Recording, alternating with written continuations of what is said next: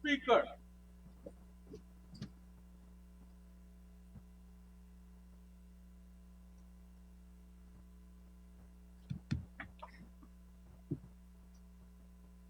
Thank you, honorable members. Please be seated.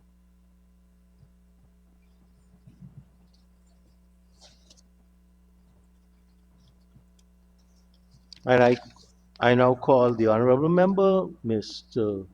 Ganesh Mahipal, to make his presentation.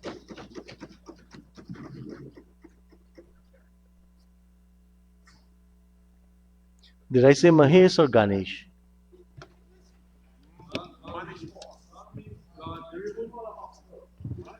Yes, Ganesh is the remover of obstacles.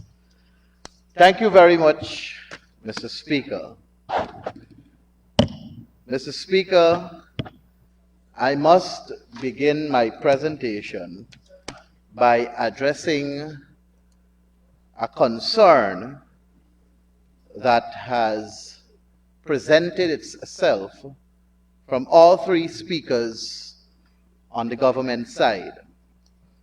And that is, they kept mentioning about this 5 months impasse and kept saying that they're trying to reduce such a reoccurrence. Sir, may I remind this House and the viewing public that we as a country moved to a recount process on an agreement between then President Granger and then leader of the opposition, Bharat Jagdeo. And it is that agreement, sir, that contributed to the 5 months period that the members on the government side speak of.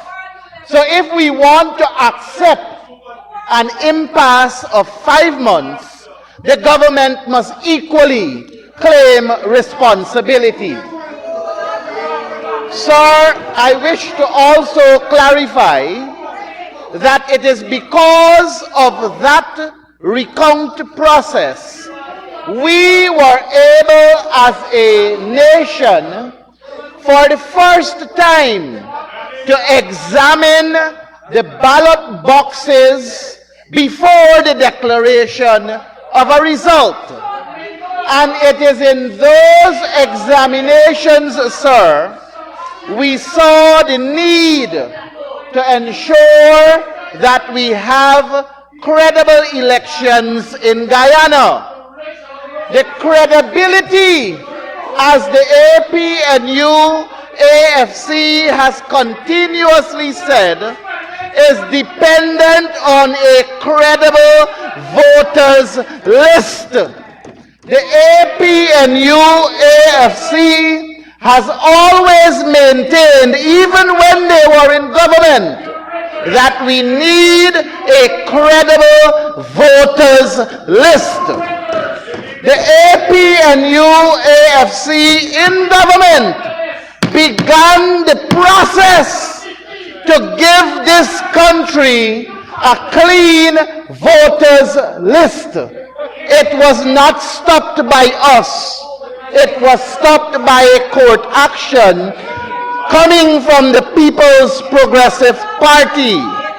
And even so, what we have maintained after that court process is that we are prepared to come to this National Assembly to ensure that measures are put in place to get a clean voters list. Because credible elections begin with a credible voters list. And no amendment that was brought to this House to ROPA, nor the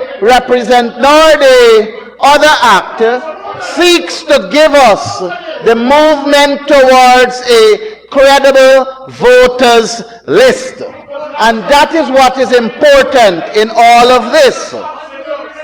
Mr. Speaker, why there is need for a credible voters list is because of the findings in that recount exercise. And I will make reference, sir, because of the time constraints understandably imposed on me, I will make reference to one finding that came out of the Guyana Elections Commission observation report, taken from ballot box number 6346 at the polling station Corriverton Primary School in the polling division 641325E, where the findings revealed that of the 21 oaths of identity, only 11 was recorded in the poll book. 10 were not listed on the official list of electors. What that tells us, sir, is that there were 10 votes in this ballot box that was not listed on the official list of electors for that polling station. And there are several findings similar to this that has caused us to understand and agree that there is need for a clean voters list. Mr. Speaker, further to that is the observations that were made by the various observers for elections 2020 and the need for us to have a clean voters list. That was uttered by the Organization of American States. It was uttered by several other elections observers that all of us are well knowledgeable about. So when we come to the National Assembly and we portray ourselves as wanting to have credible elections in this country, it must first begin with a credible list.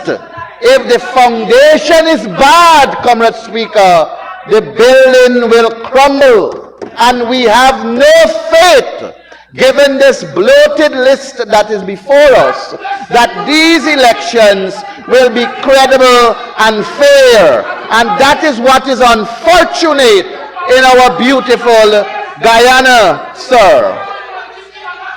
Comrade Speaker, further I want to answer the Honorable Attorney General and Minister of Legal Affairs.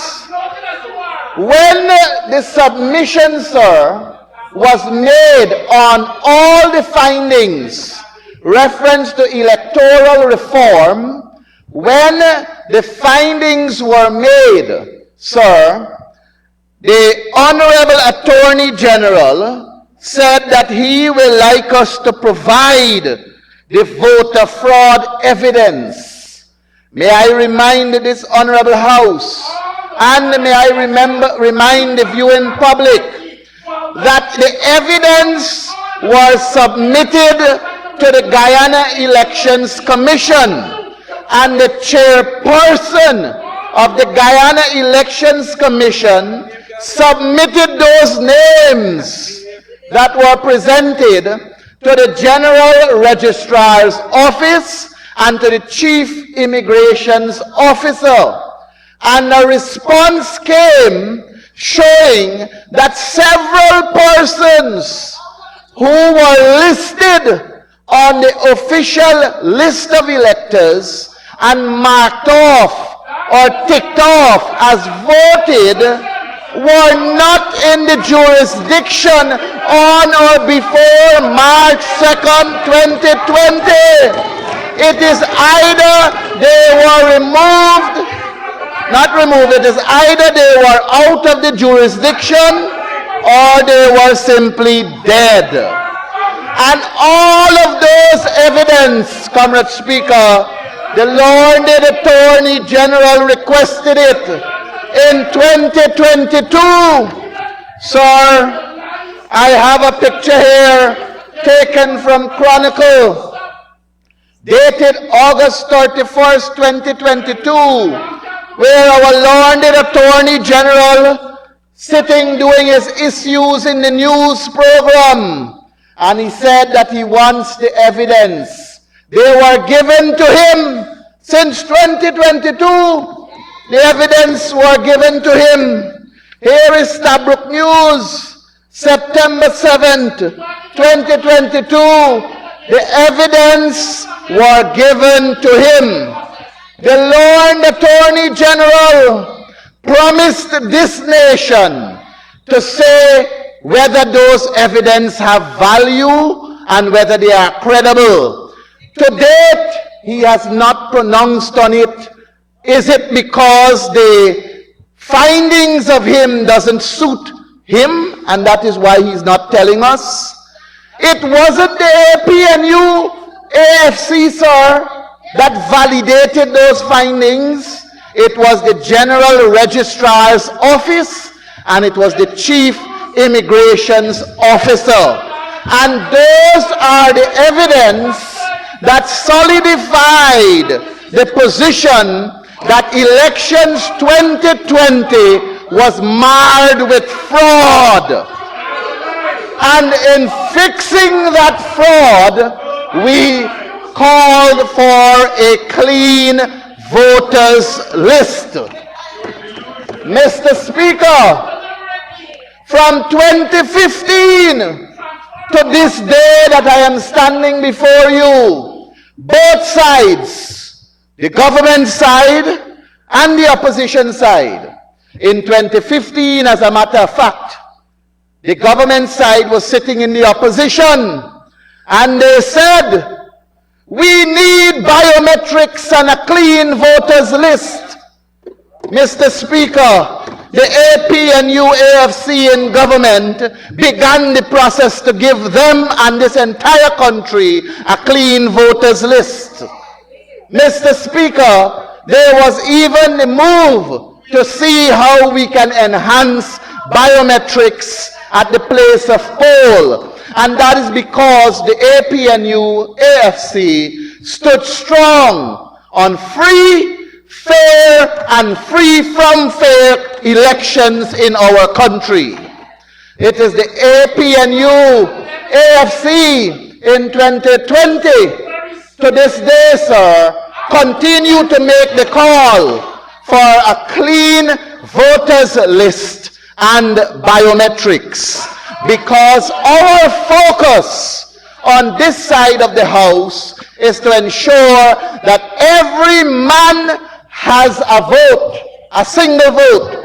Every person is entitled to a single vote, and no amendment that the People's Progressive Party has brought so far to this house can guarantee us that, especially after taking note of all the findings in the elections recount that we had in 2020.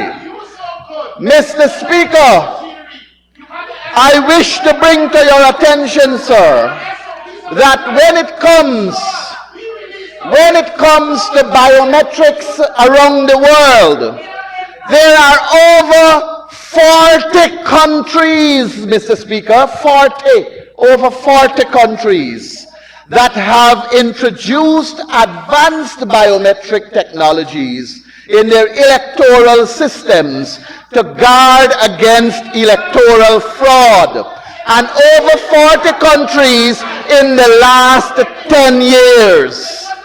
In the last 10 years, from 2015 to 2025, over 40 countries have introduced advanced biometrics in their system. Mr. Speaker, the beautiful country of Ghana, with over 16 million voters on their list, introduced biometrics, advanced biometrics, within 6 weeks. Within 6 weeks, they were able to introduce advanced biometrics, all because they want to remove fraud from their electoral process. Mr. Speaker, Nigeria took 8 months to introduce biometrics, advanced biometrics, mind you. India took 14 months, and the UK took 12 months to introduce advanced biometrics. The Prime Minister is asking, what is biometrics? It is an advanced, the advanced biometrics, sir, includes fingerprint and facial recognition to verify the voters as they present themselves to vote.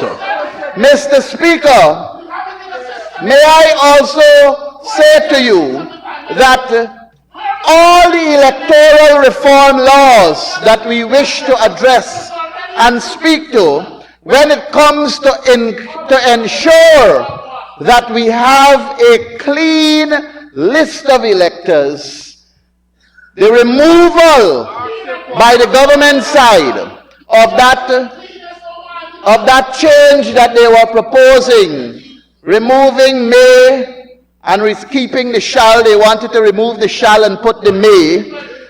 Since we have elections date known now as the 1st of September, and mind you, election date was only announced, it wasn't gazetted as yet, so it is still subject to change. It is still subject to change by the very person who made the announcement. So, because it is not gazetted as yet, we can't say confidently, though we are working towards it, we can't say confidently that that is the date unless we see it being gazetted. And when it is gazetted, then is when we can pronounce on it as our election date. And the commitment to strengthening ROPA, as the Attorney General indicated, is not going to have the weight to give us credible elections until we have a credible voters list which has to be cleansed.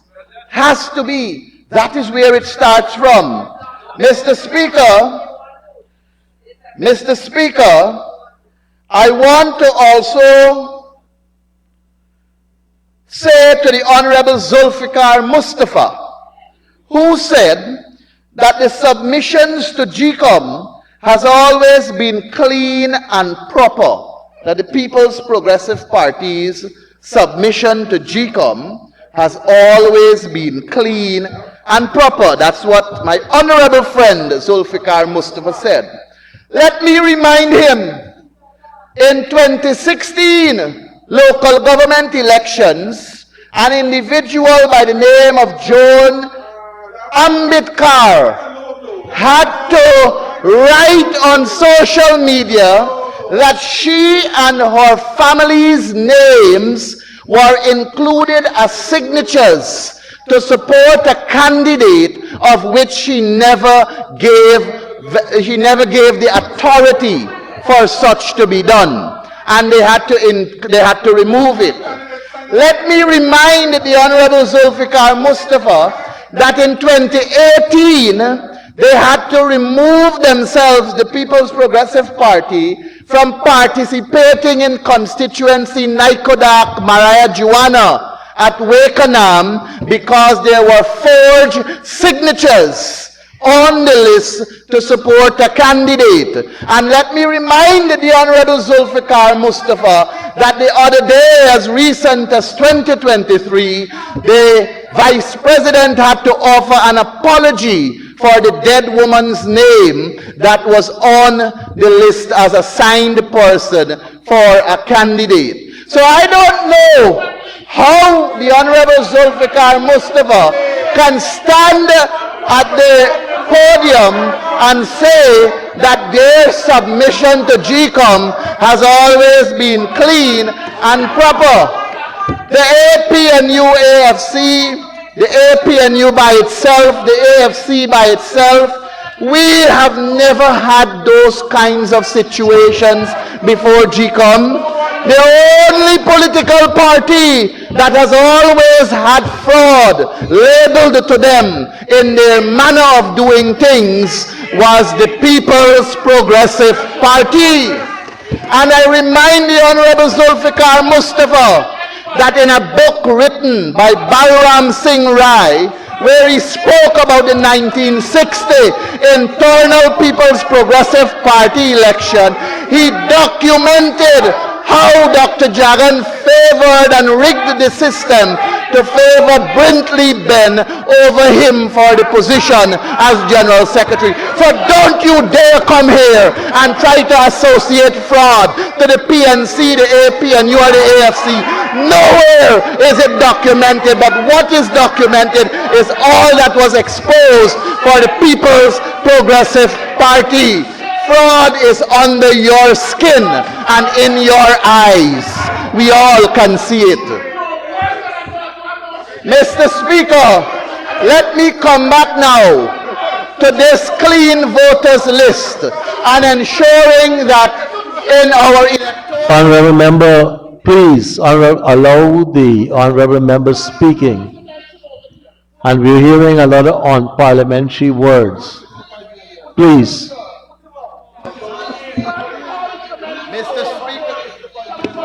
Mr. Speaker, they can shout how many times they want. It will never change the fact. It will never change the fact on what I am presenting, sir. Because I know that I speak from a position of facts. Mr. Speaker. Honorable members, it seems like I may have to take a suspension necessarily, unless we can have some order in the House. You get back your time, Honorable Mahipur. Thank you very much, Comrade Speaker. Thank you for your gracious protection, sir. So when I'm now coming back to the electoral reform process that requires, as I have said, a clean voters list. And I want to make reference to several countries around the world again. When it comes to the United Kingdom, in their elections, their electoral body has to provide an electoral list that is clean within, it has to be finalized 12 working days before polling day. 12 working days before polling day. What that means is that the qualifying date for you to be on the list to exercise your franchise, it has to be 12 working days before polling. In our country, if I am guided correctly, our qualifying date is about 3 months or thereabout. So what that does, Comrade Speaker, is that it acts in a manner to disenfranchise people who may very well be 18 closer. So when we talk about strengthening ROPA and strengthening our electoral process, we must not contribute to adding to the many anomalies that already exist with this fraudulent list that we have, which we are seeking to go to elections with. In Canada, it is 28 days before polling. In Australia, it is 30 days before polling. And they have to have a claims and objections in Australia 7 days before polling. And in India, it is 30 days before polling. So I say all of that. I say all of that to say to you that the focus of GCOM has to be to give this nation a clean voters list. And it is us in this honorable house, both government and opposition, that ought to work to see that we get a clean voters list. Mr. Speaker, for 5 years, the APNU, AFC, stood in front of GCOM calling for biometrics and a clean voters list. 5 years before that, Honorable Bharat Jagdeo called for a clean voters list and biometrics. 10 years after, we still do not have a clean voters list and biometrics. How serious are we about having credible elections in Guyana? How serious are we, sir, about having credible elections in Guyana? Mr. Speaker, may I re-emphasize the point that a credible elections has to be based on a credible voters list. And I don't believe we are heading in that direction because of this bloated list. I don't know how many countries, sir, I don't know how many countries, Mr. Speaker, have their voters list equivalent or almost equivalent to their population. And Mr. Speaker, if we are to accept that this list that we have is credible, then the Honorable Priya Manikchand may not be engaging in a proper exercise to distribute the $55,000 to over 200,000 children. Because if this country has about 800,000 as our population, and the Honorable Minister is engaged in distributing over 200,000 to children, then the 600,000, when you subtract the two, and you take into account the children who are from 0 birth to 3 years, have not entered the nursery school as yet, and you cater for those who are at 16 to 18, how do we have a list that is this bloated and we want to tell this nation that we will have credible elections? How in God's name is that so? Mr. Speaker, the other point I wish to make is that when it comes to GCOM, we in this house should never seek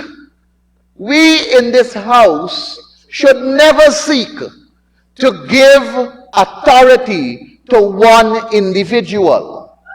And the sad reality, as we have seen happening at the Guyana Elections Commission, is that it always comes down to a 4-3 vote. And oftentimes, it is 3 saying yea and 3 saying nay. And that one individual that has the power will either go yea or nay, making it 4 for one side. The intention, sir, when GCOM was put together, was for that one individual to find common grounds, to be the arbitrator, to be the balance, to find the compromise. And that is why the selection of that individual requires the participation of the opposition. That is why the opposition would submit a list, and that is why a single name will be extracted from the list. Because the intention, sir, is to always ensure that you have an individual that will stand with integrity to represent the interest of the people of the country and not a political party. And that is the sad reality. And we in this house should have been moving in that direction, sir, to correct all of these anomalies that exist in our electoral process. Not simply bringing some amendments to ROPA in 2022, and then you gotta run back and bring another amendment to the very amendment that you brought in 2022, and you're doing a piecemeal here, a piecemeal there, you're extracting here, you're extracting there. Why did we not look at the electoral system holistically? Why did we not focus on our electoral process in a more holistic manner so that we could have indeed, sir, have credible elections in this country? Mr. Speaker, I end by saying that we on the opposition side have fundamental issues with the list, with the voters list. We on the opposition side, and I do not have the authority to speak on behalf of Dr. Asha Kisoon, our Deputy Speaker, who has already signaled her intent. But when I say we on the opposition side, I speak about the 31 members of Parliament from the APNU AFC, and we do not have confidence in this list that we are having here to go to elections. And we know that it will not be credible because the foundation is bad. The integrity of the elections will be questionable because the foundation is bad. And every aspect with this bloated list, with this fraudulent list, will not give us credible elections. But that, sir, that will not derail the people of Guyana. That will not remove them from recognizing that voting change is necessary. Because with the abundance of oil resources in this country, they still cannot feel the ease, especially with cost of living. They still cannot feel the ease of inclusivity. They still cannot feel the ease of having a genuine government that cares for them. So I appeal to them, notwithstanding the fraudulent lists, they must take note that the power lies in their hands. And when they go to the polls, they must do what they rightfully have to do. And that is to vote the People's Progressive Party out of government so that we can return real democracy and begin the process of giving them a credible voters list so that we can have proper elections indeed in this country. Comrade Speaker, I thank you very, very much. Thank you very much, Honorable Member, Mr. Mahipal. And now for the Attorney General, Minister of Legal Affairs, the Honorable Mohabir Anil Nandalan. Thank you very much.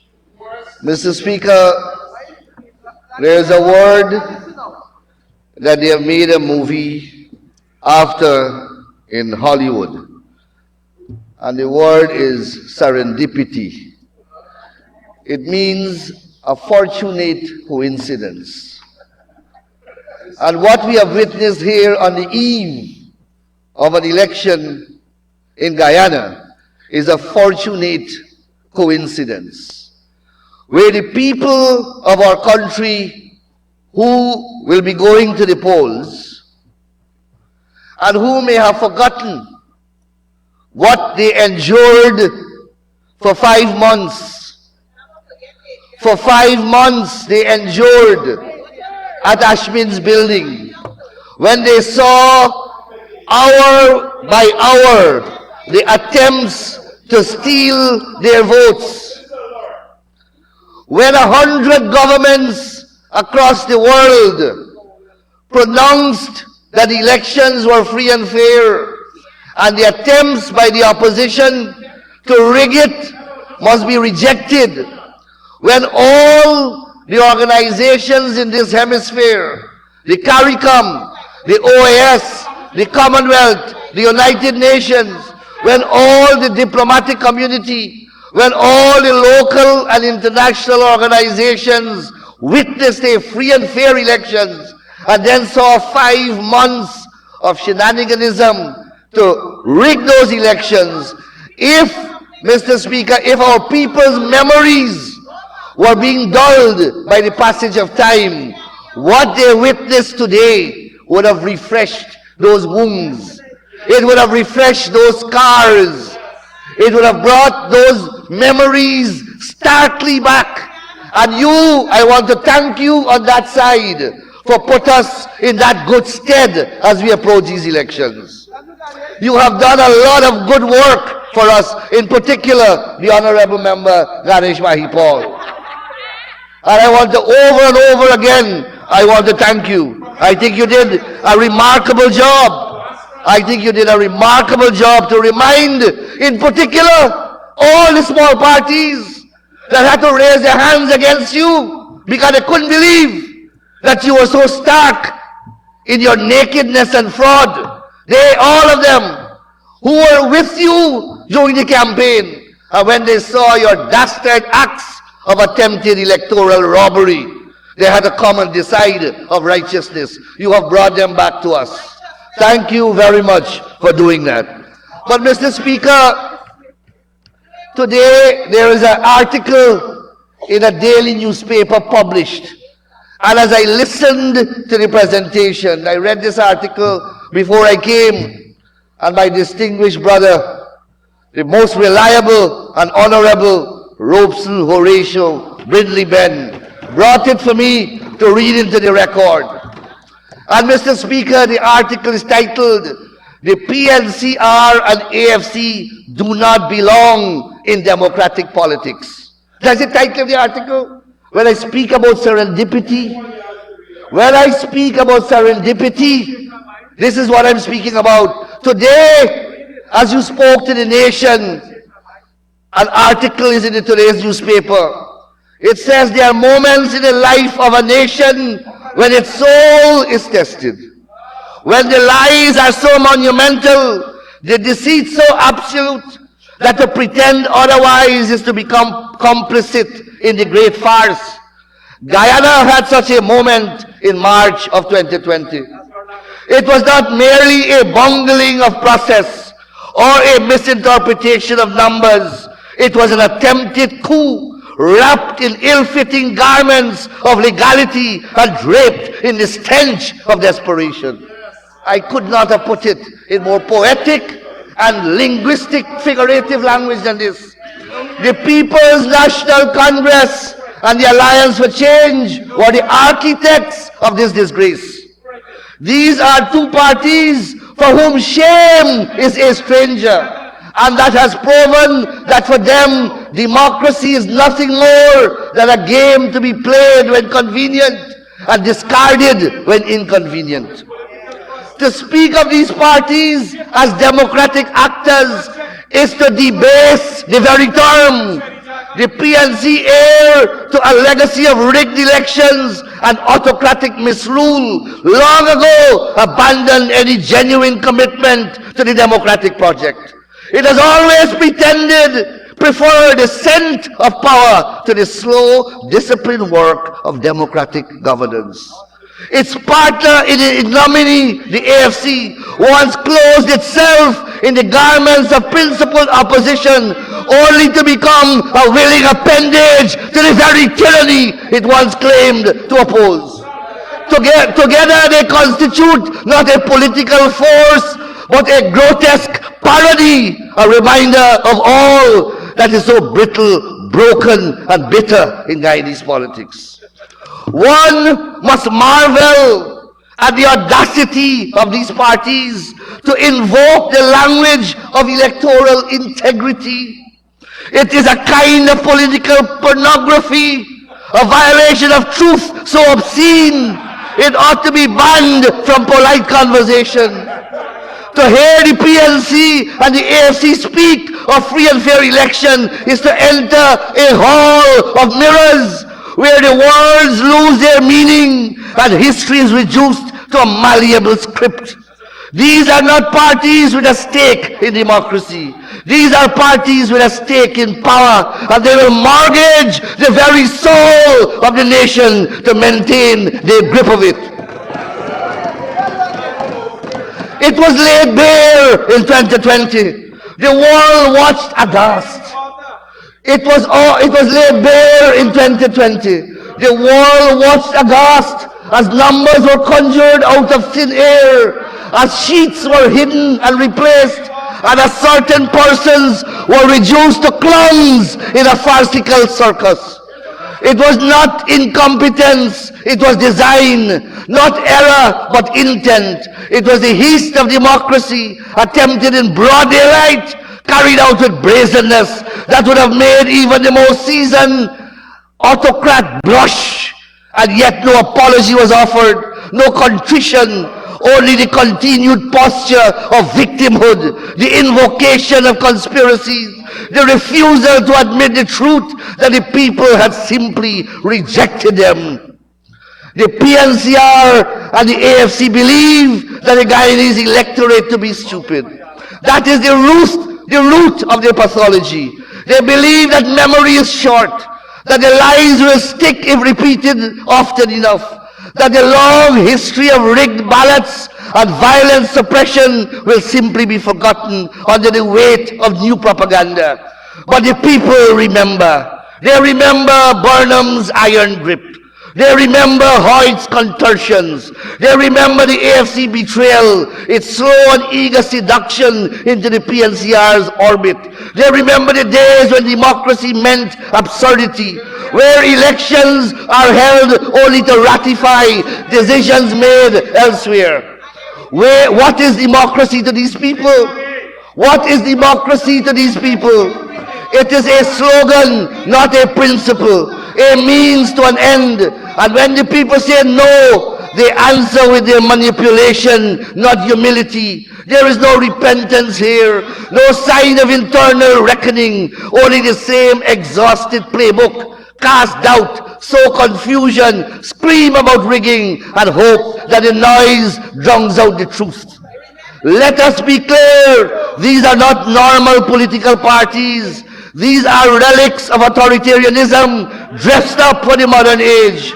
They are not part of the solution, they are the problem incarnate. To permit them to operate as legitimate actors within the democratic system is to sanction sabotage. To include them in election is to invite chaos. To include them in the election is to invite chaos.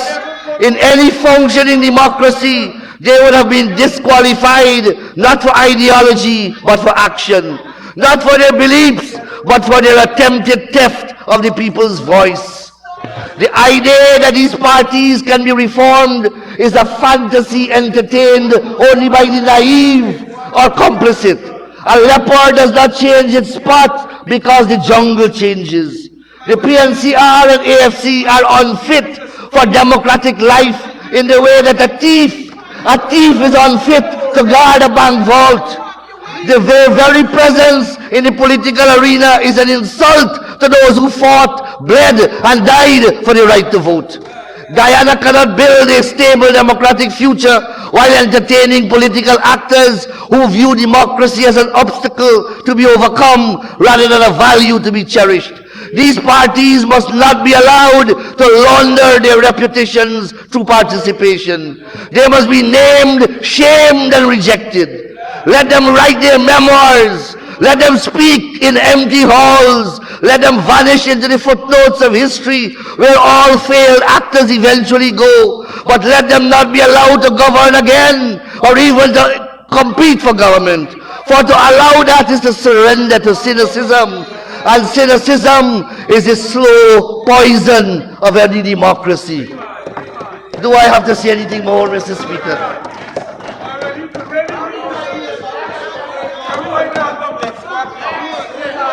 And those are only my opening remarks, Mr. Speaker. Mr. Speaker, that should be framed and put on the walls of every Guyanese home as we go to the elections. It should be framed. And your speeches today, we will pay to have it played all over the country. Your performance today, we will pay to have it shown all over the country. Yes, that's what we will do. So, Mr. Speaker, I begin in my attempt to answer some of the contentions advanced. And Mr. Speaker, perhaps in keeping with the theme set by that author, let me say that there is no other country in the Commonwealth Caribbean that has had to struggle. No other people in the Commonwealth Caribbean have had to struggle to secure and protect their right to vote as Guyanese did, and are still are doing none. So we suffer no compare when it comes to democracy. Ramjatan, as the article has said, he sold his soul a long time ago. He sold his soul a long time ago. The distillers took and then the PNC took the rest. So, Mr. Speaker, we know on this side about democracy. We had to fight for the vote. They took it from the people of Guyana in 1968. They took it from the people of Guyana in 1973. They took it from the people of Guyana in 1980. They took it from the people of Guyana in 1985. Our brothers and sisters died. They were murdered in protection of the ballot. We have that recorded as part of our history. And there is one party that is guilty of that. And the history will broker no opposition. It is the People's National Congress. They are responsible, and history has recorded that without any equivocation. So, Mr. Speaker, look, this is what I'm talking about, Son Chapman. He has no idea about the electoral democracy. So, Mr. Speaker, there is nobody in this House who can lecture the People's Progressive Party on democracy and the fight for democracy and freedom in this country. Mr. Speaker, even the right to have the votes counted, we took 28 at the place of poll. We took 28 long years in the opposition. People died simply to get the ballots counted at the place of poll. That simple, universally accepted principle we died for in this country. You murdered people in this country for that right to have the ballots counted. Not you, Mr. Speaker, the PNC. That is what we are fighting to protect in this country. And the architects of those designs are on the other side. They are very much here. Mr. Speaker, they are criticizing the GCOM. We took 30 years to arrive at the formula of GCOM current composition. 30 years we had to get the Carter Center to come here to broker a deal. They had a GCOM chairman who was universally described as a toothless poodle. A toothless poodle he was called. Remember, you had a GCOM chair, a GCOM that they controlled based upon the number of votes. At every election they rigged. They took 2/3 majority. So they controlled the GCOM, they controlled the chairman. We had one representative or two representatives based upon the number of seats that they decided to give us. That is how GCOM was constituted prior to Carter Center coming here, Mr. Speaker. They don't want to talk about that. Mahipal, you don't understand these things. You have to read and be educated. Mr. Speaker, when the Carter formula was put forward, Mr. Hoyt agreed to it. And the Carter formula worked to appoint a chairman of GCOM. And one thing Mr. Mahipal got right, the honorable member. One thing he got right, that is that the chairperson must come through a process, because the GCOM is partisanly constituted, 3 on the opposition and 3 on the government side, the chairman had to necessarily be neutral. And that is why the designers of that formula crafted a process that ensured equal participation between the leader of the opposition and the president, equal participation to say that a list must come from the leader of the opposition and that the president must extract one name from that list. Mr. Speaker, Mr. Hoyt was a senior counsel. He didn't have a problem with the formula. Then Mr. Corbyn was a lawyer. He didn't have a problem with the formula. Then we get a soldier who became president. An army general became president and all hell broke loose. He began to not understand anything about the formula. He began to, everything, he said it must only require judges. Then it must only require fit and proper person. And Mr. Speaker, at the end, what he did, he violated the essence of the formula by rejecting 18 names from the leader of the opposition. List after list, 3 lists of 6 names each, he rejected from the leader of the opposition. And on one dark Diwali night, the Hindus will tell you that Diwali night is the darkest night of the year. And that is when he decided to surreptitiously and secretly swear in a man named James Patterson. Unilaterally, for the first time in the history of the Carter formula, they broke it and violated it. And today, these guys are trying to lecture to us. And we had to go to the CCJ. We went to the High Court, then we went to the Court of Appeal, and then we went to the Caribbean Court of Justice. And the Caribbean Court of Justice said that the constitutional appointment was wrong, that the Constitution was violated. They violated the Constitution. That's what they said. Breached the trust. And you know what, Mr. Speaker? It is as a result of that ruling. It is as a result of that ruling that they appointed, President Granger appointed the very chair of the GCOM with the agreement of the leader of the opposition. You appointed the very chair of GCOM. And when the very chair of GCOM was acting in your interest, oh, she was the best thing. When she ruled in your favor, in the case of Esther Pereira, she was the best thing since sliced bread. The very chairman that you're cussing now. The very chairman that you're cussing now. She ruled in your favor in the case of Esther Pereira. And oh God, how learned she was. How distinguished she was. She was an erudite jurisprudentialist. She was a judicial officer of the highest pedigree. Well, it's the same person now. But because it doesn't suit your dictatorial vision and pursuits, she is now a devil. She's now a devil.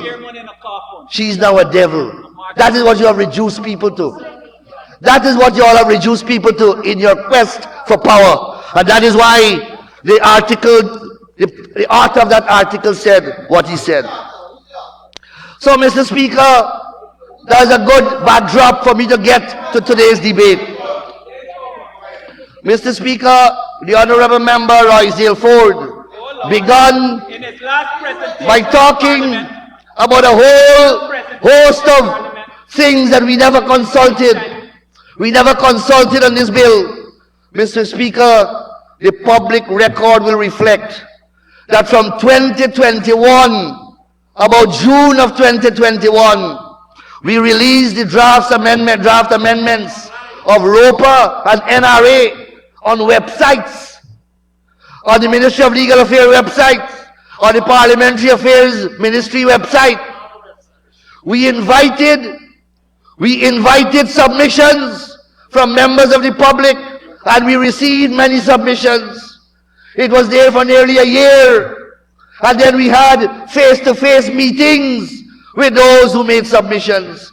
Transparency International made submissions. A number of organizations made submissions. Political parties made submissions. GCOM made submissions. APNU, AFC did not offer a single line. Not a single line of objection, of suggestion.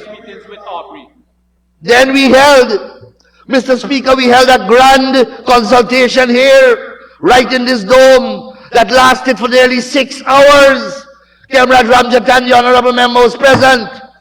Vincent Alexander was present. Members of the PNC were present. Not a single sensible objection they made. Not a single proper recommendation they made. None. Not to mention, Mr. Speaker, that while they were in government from 2015 to 2020, they made no amendment whatsoever to the election laws. They made one, which I'll deal with. One.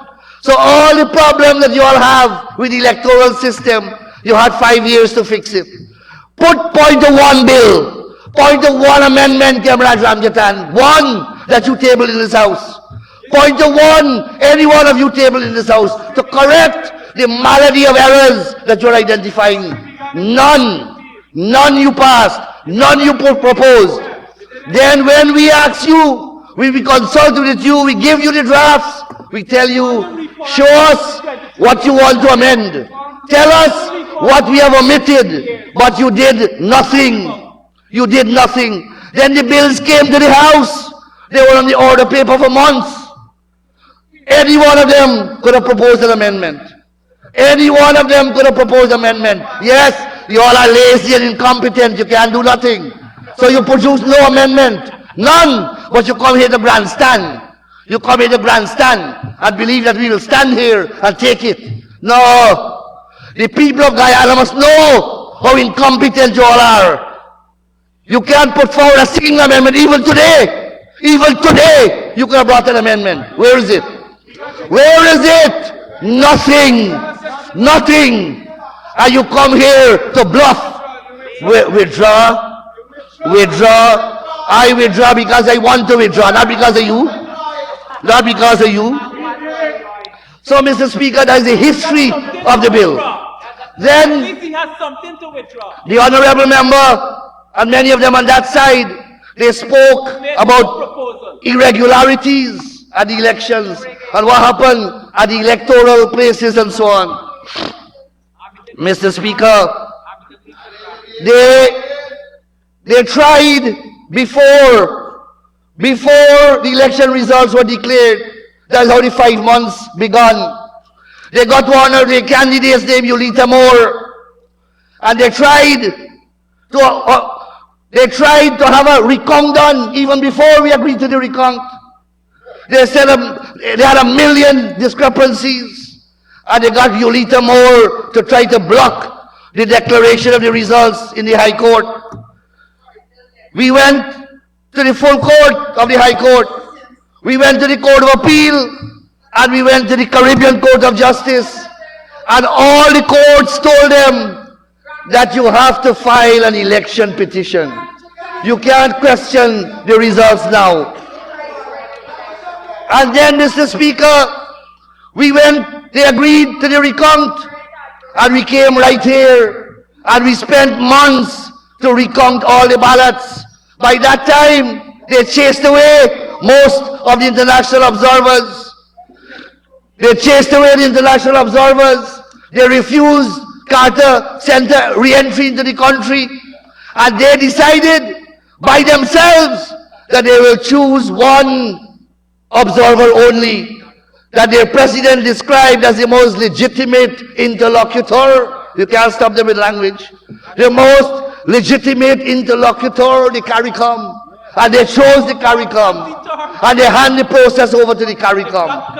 And when the CARICOM dropped the report from them, they bust and scatter. You know what the CARICOM people tell them? The CARICOM people tell them that their objections in the polling stations, in the counting stations, were a fishing expedition, that they cast their net so wide, they can't pull in nothing. That one Kakabelly we never pull in.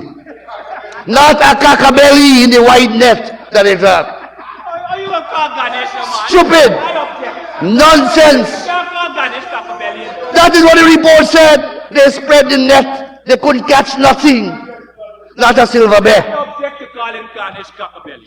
So, Mr. Speaker, when that didn't satisfy them, they activated their main architect.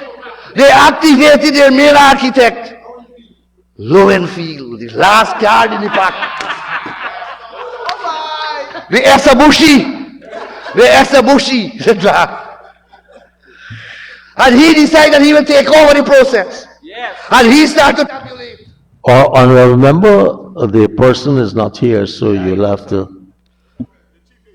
The chief elections officer, the statutory officer. And he started to go on a frolic of his own. He started to add up what he wanted to add up and discounted what he wanted to discount. 100,000 votes. 160,000 votes he declared as invalid for the PPP. 160,000 votes. We had to go to the court again, Mr. Speaker. We went all the way to the Caribbean Court of Justice. All the way to the Caribbean Court of Justice, and the Caribbean Court of Justice said that he is not a lone ranger, that he must act at all times upon the instructions and directions of the Commission. And Mr. Speaker, that is how we were able to bring this thing to an end. And Mr. Speaker, they didn't finish. All the courts told them that they must go and file elections petition. And that is where they must canvass their irregularities and their objections. And they must put all their strong arguments that they were polluting the public domain with. And they filed 2 elections petition, not 1, 2.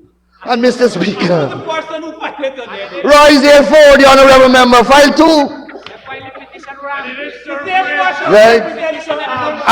And Mr. Speaker, one went all the way to the CCJ and was dismissed. They couldn't even solve it on Mr. Granger properly. They couldn't even solve it on Mr. Granger. And then the next one came. The next one came. And that traveled all the way, I believe, to the Court of Appeal. I don't think they went higher than that. And that one was also thrown out, Mr. Speaker. So these people are not without remedy. They are not without remedy. This narrative that they are peddling, this rhetoric, this propaganda that they are peddling, they peddle it all over. They peddle it in the court and they were chased out. So, Mr. Speaker, the ground is well covered and the records are well settled. But they have no shame. Shame is a stranger to them. So they will repeat. It's a non-parliamentary word too. Yeah, okay. They have no integrity. They have no integrity. Integrity is a stranger to them. So, Mr. Speaker, you and I can't do that. We can't tell such barefaced lies. Barefaced inaccuracies. Barefaced inaccuracies.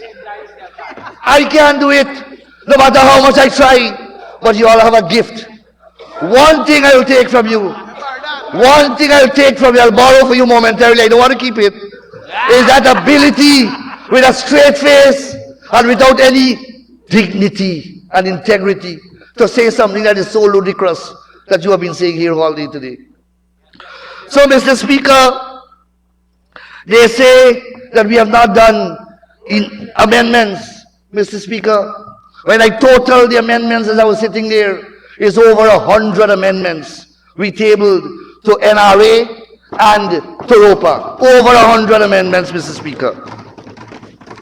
And we covered the wide gamut. I hear all of them speak about the observer reports. They speak about the observer reports and the recommendation, but they never said that the observer told them that they lose elections. Every observer, first thing they said, that you all lose elections. They forget that part of the report they're not mentioning. The most transparent And Mr. Speaker, they have misquoted many of the reports. Many of the reports. But we took into account many of the recommendations, and they are here. Mr. Speaker, they're talking about the list. The record of this country will reflect that they won the 2015 elections with that very list, that very bloated list, Mr. Speaker. And local government. And Mr. Speaker, they were so impressed and enthralled with the list that they came here in the parliament and they passed an amendment to extend that life of that list to hold the local government elections. Oh my. That very list that they find so objectionable, they come here to extend the life of it and they hold another election on that list, the 2016 local government election. And if that was not enough, Mr. Speaker, in the 2018 local government election, they used that very list. They used that very list. And they get trashing at every one of those elections. And in 2020, they were going to hold that list, they were going to use that same list. They were going to use that same list. But they started the house-to-house registration to keep themselves in government. That is what they did. There's a red file under there. A red file under there. Mr. Speaker, when the no confidence motion was passed, I remember at the bottom. 1 second.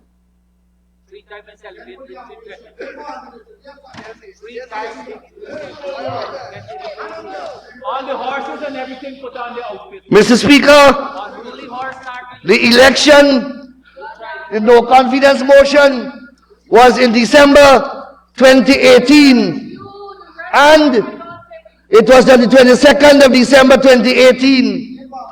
And Prime Minister Nagamutu went downstairs of the parliament and held a press conference, and he said that the government has fallen and that we must go to an election. By that time, GCOM, through Yolande Ward, look, I have it here, the Chronicle. Where is the camera? The Chronicle, Yolande Ward. Yolande Ward, 27th of December 2018, issued a press statement. GCOM ready for elections. Chronicle. The day after Boxing Day, GCOM was ready. This is before they consulted and advised and conspired with Lowenfield. Before the message passed. Before the perversity began. Before the meeting by Brandsville. Yes, this is what we were going to. They said they were ready for elections. I have it here. And Hetsburgo. GCOM ready for elections. Must go check it. You have me? You have my photographs? Kept Yolanda will photograph. Check that. So, Mr. Speaker, that 1.5 years that they spent squatting in office was all designed to defeat the electorate, to avoid going to an elections. The same way that they would love not to go to these elections. Mr. Speaker, but let's get back to the amendments. Mr. Speaker, we first of all dealt with continuous registration and we made it permanent. We entrenched the cycle of continuous registration and we put 2 intervals, 2 qualifying dates per year, so that within 6 months of every year, any given year, we will have a list ready. Mr. Speaker, that answers all the problems with the list. And then we put a whole set of mechanisms in the law to clean the list. So, Mr. Speaker, let me read quickly what the amendments say.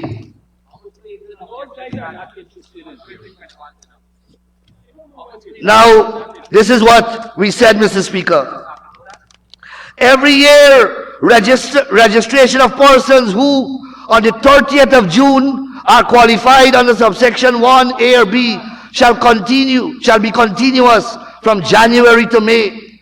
So from January to May, everybody who would become 18 on the 30th of June will be registered up to May. And then the machinery stops and you put them on and they become part of the PLE, and then you move to the OLE. And then another one on the 31st of December are qualified shall be continuous. The registration shall be continuous from July to November. So at any given time during the year, Mr. Speaker, you have a continuous list that is being cleansed. And then we have the cleansing mechanism, how we will cleanse it. It is set out in section 8 of the Registration Act.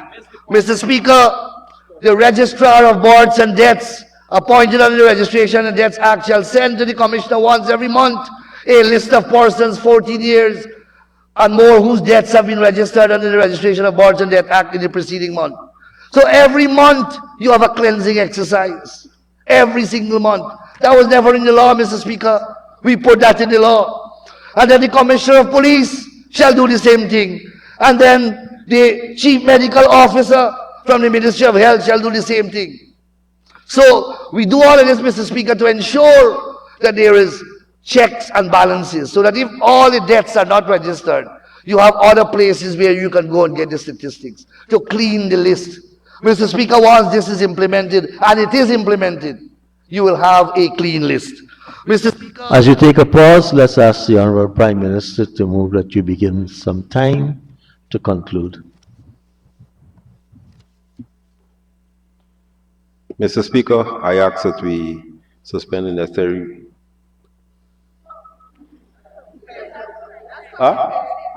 Time to conclude. Oh, Mr. Speaker, I ask that the honorable member be granted an additional 5 minutes to continue his presentation. Honorable member, you may continue the standing orders, provide that after your first 45 minutes, you can get another 15. Go ahead, honorable member. thank you, Mr. Speaker. Mr. Speaker, I hear they come back with these hackneyed arguments, these old hackneyed arguments about the list is illegal. Mr. Speaker, they went to court over and over again. We went there in 2019 when they tried to remove persons' names from the list, and we approached the court, and Chief Justice George ruled. And I keep saying that they never appealed. They never appealed. That decision is there. That you cannot remove persons from the list if they are outside of Guyana or if they are not home. And then we put the amendments in the Act now, capturing that decision, Mr. Speaker, in keeping with the Constitution. And they challenge it again. They challenge it again in the name of Carol Joseph this time. And they lost. And Mr. Speaker, again they didn't appeal. Again they didn't appeal. If you are aggrieved, if you feel strongly about a position, and you file a case about it, and you lost, you won't appeal? Common sense will dictate. None of the lawyers that they have, whether it's Ford, whether it's Basil Williams, whether it's Dexter Todd, nobody appealing, but they will run around the country and say that the decision is wrong. That the decision is wrong. They have to pay $1.5 million to me. By the end, they're supposed to have paid it already. Tomorrow I'll check and I'll institute proceedings. Because the court ordered costs against them. Because they're wasting the court's time, arguing the same thing over and over again. Mr. Speaker, then I heard one of them calling names of countries that have biometrics. Mr. Speaker, I got a list here of the countries' names that he called. Let me see. Yes, true. The UK don't use biometrics to vote. Mr. Speaker, They don't use he biometrics to called vote. Nigeria. He called India. He called Ghana. He called the United Kingdom. Mr. Speaker, I have here the voters' roll for those countries. The voters' roll for India is nearly 197 million persons on the voters list. In Ghana, it's about 100 and something million. I can't remember. I wrote it down just now. But we have 600,000 people in this country, Mr. Speaker. We have 600,000 voters. And we have a form system of biometrics. We have biometrics. We have biometrics at place of poll. We have ID card. We have date of birth. We have pictorial identification. We have the folio. In a small population, Mr. Speaker, they got more voters in a building in India than we have in the whole country. And that is why, and there is no way, I hear Honorable Member Mahipal say, that in India, you have, 15 days, you register people up to 15 days before the election. Is he insane?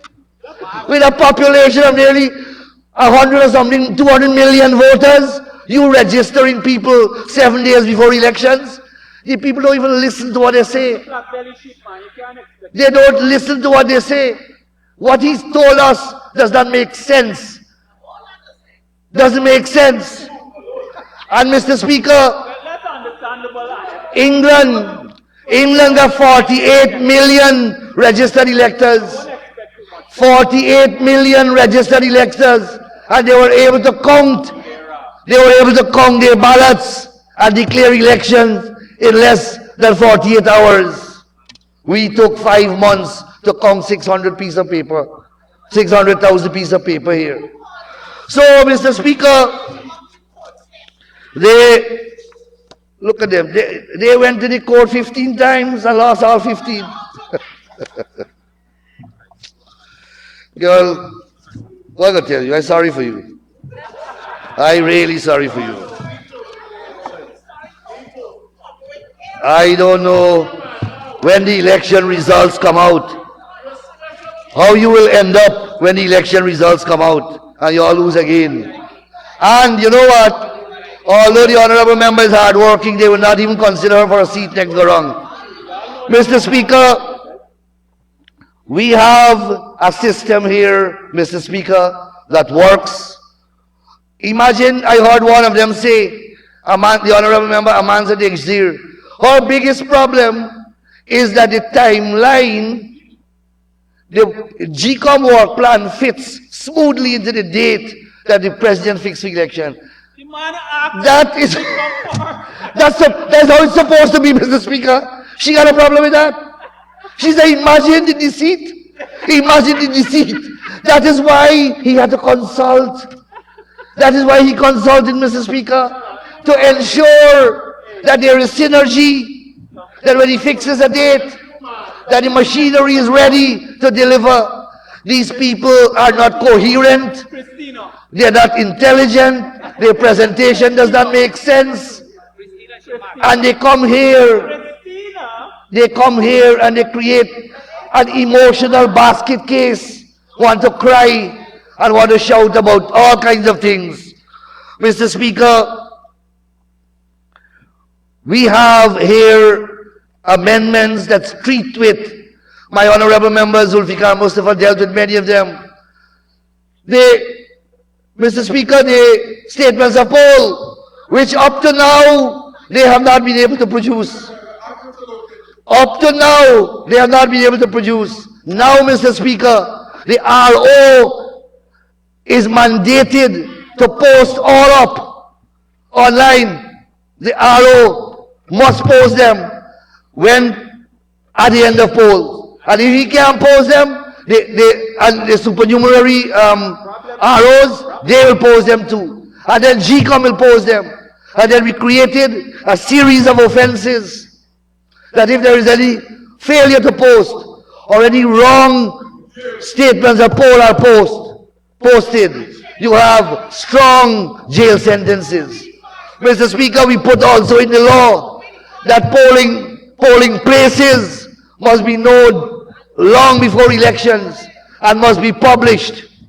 We put form timelines for proxy voting and all the other mechanisms where they were loose and there were gaps and there were weaknesses that were capable of manipulation and capable of exploitation. We repaired all of them. We patched the holes. We tightened the screws So, Mr. Speaker, we have a good machinery now. And only those who do not want free and fair elections, only those who are bent on rigging, Prac is on his way to the slaughterhouse. No, man. And you know what they say? Don't forget the You do anything on your way to the slaughterhouse. So this is his last few hours here. So, Mr. Speaker, I want to commend these amendments. They are good and they are the best for this country at this point in time. Thank you very much, Mr. Speaker. Thank you very much, Honorable Member, Mr. Mohoy Anil Nandalal. Honorable Members, I now put the question that the Representation of the People Amendment Bill 2025, Bill number 9 of 2025, be read a second time. Those in favor say aye. Those against say no. The ayes have it. Let the bill be read a second time. Representation of the People Amendment Bill 2025, Bill number 9 of 2025. We will resolve ourselves into committee of the whole to consider the clauses of the bill. Honorable members, we are now in committee, and I propose the question that clauses 1 to 3 stand part of the bill. Honorable members, I now put the question that clauses 1 to 3 stand part of the bill. Those in favor say aye. Those against say no. Ayes have it. Clauses 1 to 3 now stands part of the bill. I now put a question that the bill be reported to the Assembly. Those in favor say aye. Those against say no. Have an amendment. Sorry. Sorry, we need to go back a bit. We have an amendment. We have an amendment. So let's go back. The amendment reflects on clause 3. So again, I'll propose the question that clauses 1 and 2 stand part of the bill. Though I now put a question that clauses 1 and 2 stand part of the bill. Those in favor say aye. Those against say no. Ayes have it. Clauses 1 and 2 stand part of the bill. I have an amendment to clause 3, and that's a deletion. I now propose a question that clause 3 be deleted. Those in favor? Those against? Ayes have it. Clause 3 is now struck from the bill. Honorable members, I now move the motion that the bill be reported to the Assembly. Those in favor say aye. Those against say no. Ayes have it. Let the Assembly resume. Honorable Attorney General and Minister of Legal Affairs. Mr. Speaker, I rise to report that the representation of the People Amendment Bill 2025, Bill number 9 of 2025, was considered in committee clause by clause and was passed with one amendment. And you now move that the bill be read a third time and pass as amended. Honorable Attorney General, you have to complete that motion. Thank you very much, Mr. Speaker. I now move that the bill be read a third time And pass. and passed. As sorry. amended. As amended, sorry. Thank you. Honorable members, the question is that the representation of the People Amendment Bill 2025, Bill number 9 of 2025, be read a third time and pass as amended. Those in favor say aye. Those against say no. The ayes have it. Let the bill be read the third time. Representation of the People Amendment Bill 2025, Bill number 9 of 2025. Honorable members, we will now proceed with the second reading of the Criminal Law Miscellaneous Bill 2025, Bill number 8 of 2025, first published on the 15th of May of this year. Honorable Attorney General and Minister of Legal Affairs.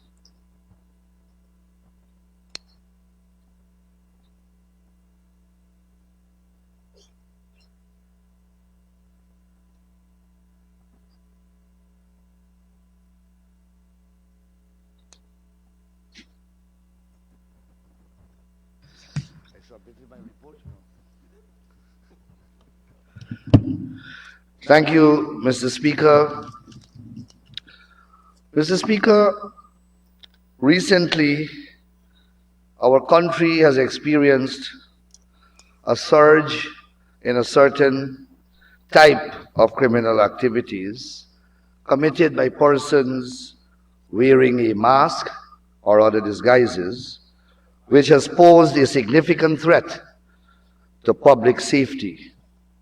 Generally, while facial coverings may be lawfully justified in specific contexts, such as in the interest of public health, as we well know, as well as religious expressions or cultural traditions, their misuse for criminal purposes undermine public safety and security.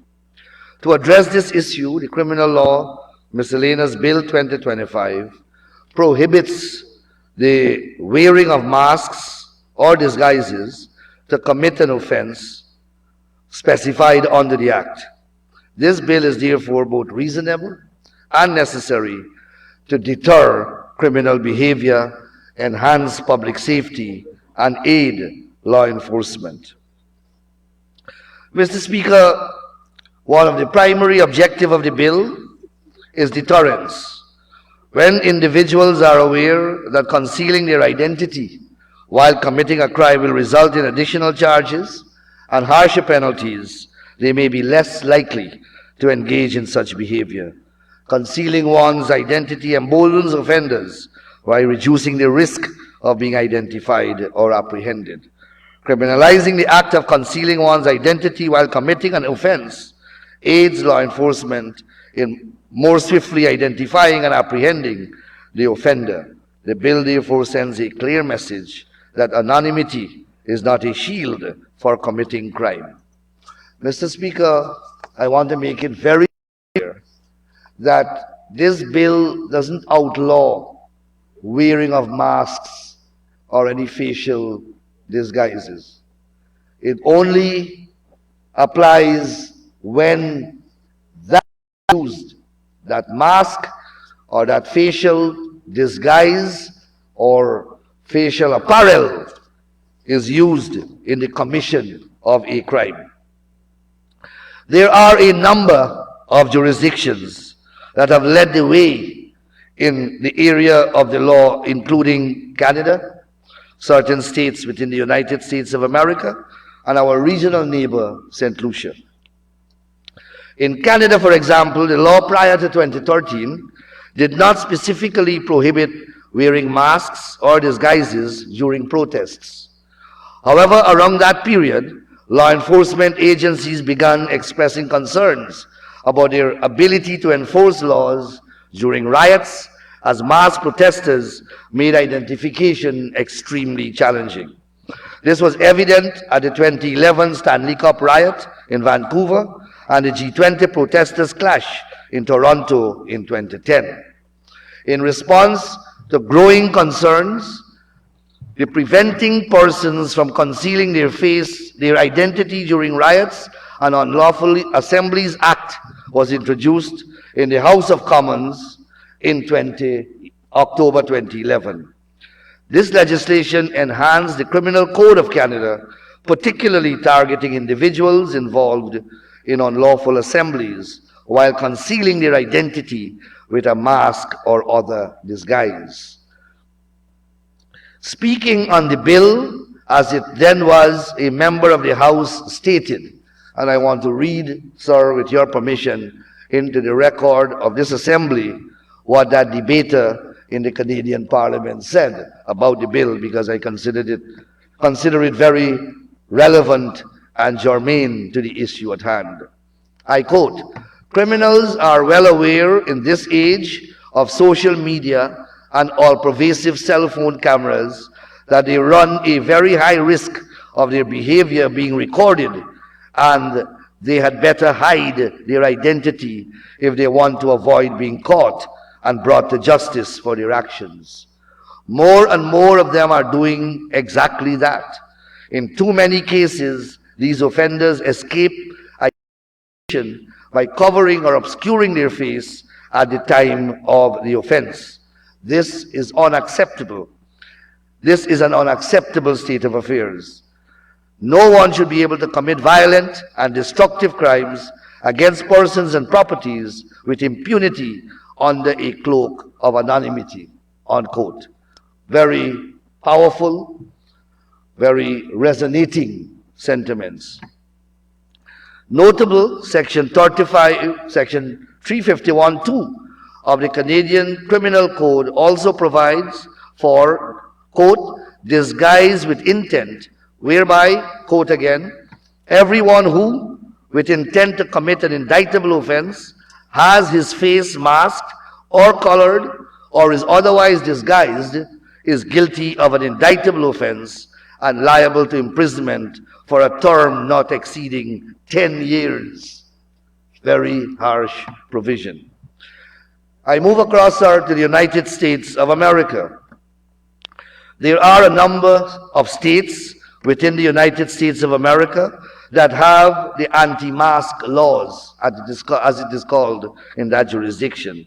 And while these laws may vary from state to state, the general objective remains. And that is to prevent individuals from hiding behind anonymity to engage in illegal and harmful acts while avoiding legal consequences. California, North Dakota, Ohio, Oklahoma, and Florida, for example, make it an offense to wear a mask if the person commits a crime or intends to commit a crime. While in Florida, North Dakota, and Oklahoma, it is also an offense to wear a mask with the intent to harass or intimidate other persons. In St. Lucia, according to St. Lucia's criminal code, it is an offense where, I quote, a person who in any public way or public place wears a mask with the intent to commit a crime. Guyana, unquote. Guyana is therefore not alone in taking this legislative approach, which can be viewed as a measured response to a problem law enforcement officials have been grappling with, and the need for which has been further highlighted and intensified by recent events. Guyana recently experienced protests which became violent, where some of the protesters menaced, robbed, looted, vandalized, and destroyed businesses and private and public properties while covering their faces for no apparent reason other than to avoid social recognition and or frustrate the efforts of law enforcement agencies. To this end, this bill, similar to that of Canada, makes it an offense for any person to wear a mask to conceal their identity while committing any offense against public order, including riots, unlawful assembly, and acts of terrorism. The bill also extends its application to target the commission of other specific offenses while wearing a mask or disguise, such as larceny, housebreaking, burglary, robbery, and it increases the penalty for assaulting any person while wearing a mask. So, Mr. Speaker, in a few short paragraphs, those are the main essentials of the bill. It obviously applies to a limited number of offenses. It applies to, it deletes, first of all, a particular paragraph that has a singular provision in relation to mask, because we are creating now a new mask offense. So we thought it neater to remove that wearing of a mask in that instance and to create the offense. And we have applied the offense, sir, we have applied the amendment to a series of sections in our Criminal Law Offences Act and the Summary Jurisdiction Act. Mr. Speaker, it first applies to 36A.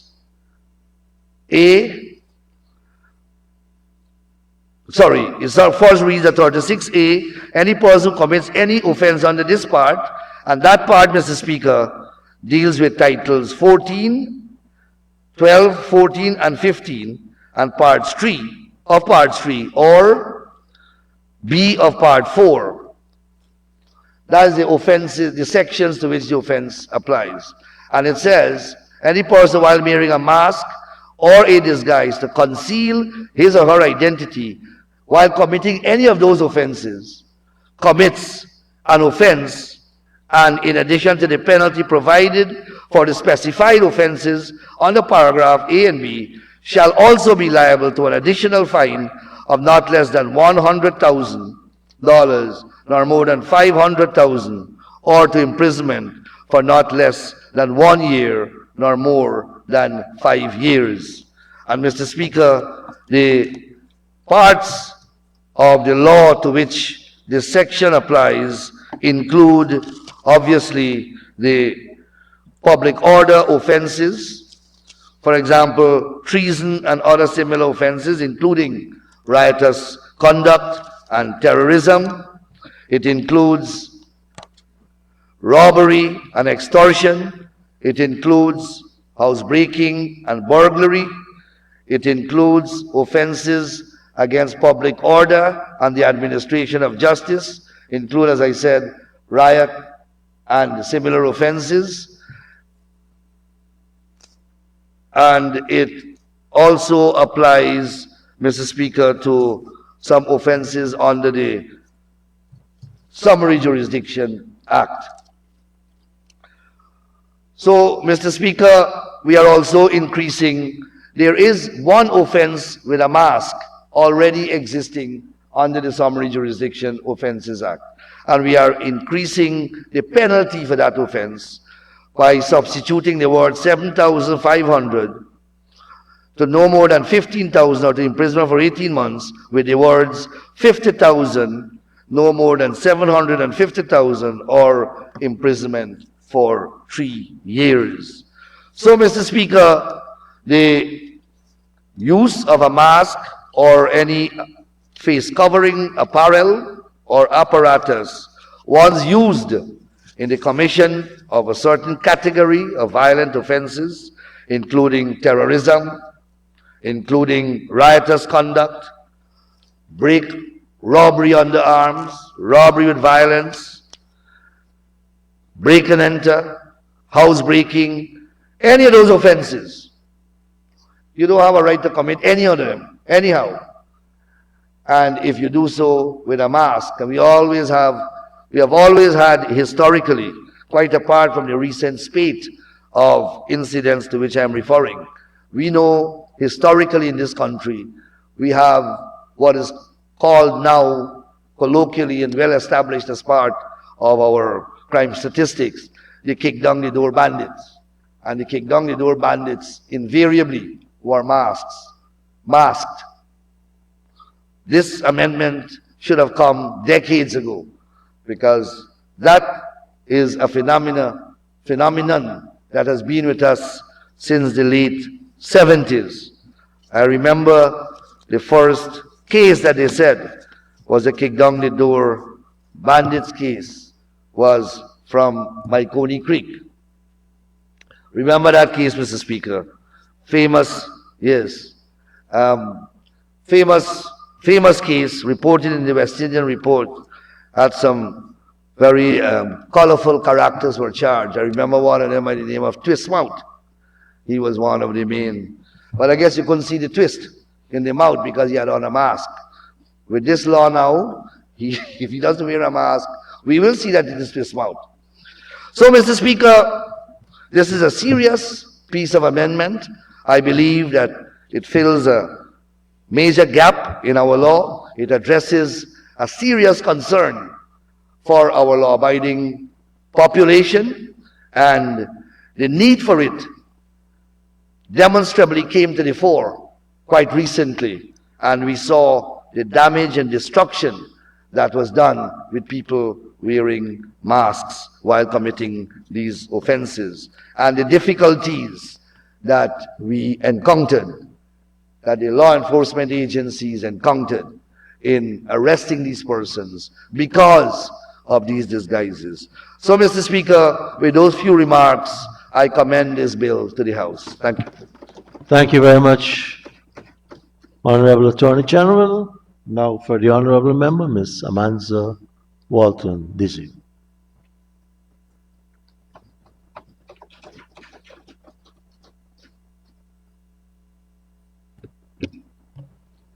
Thank you, Mr. Speaker.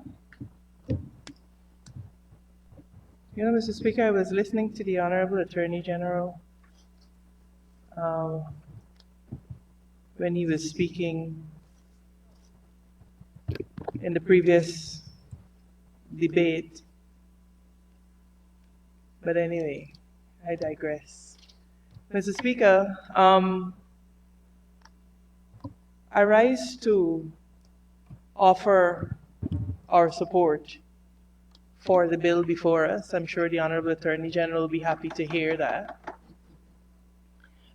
And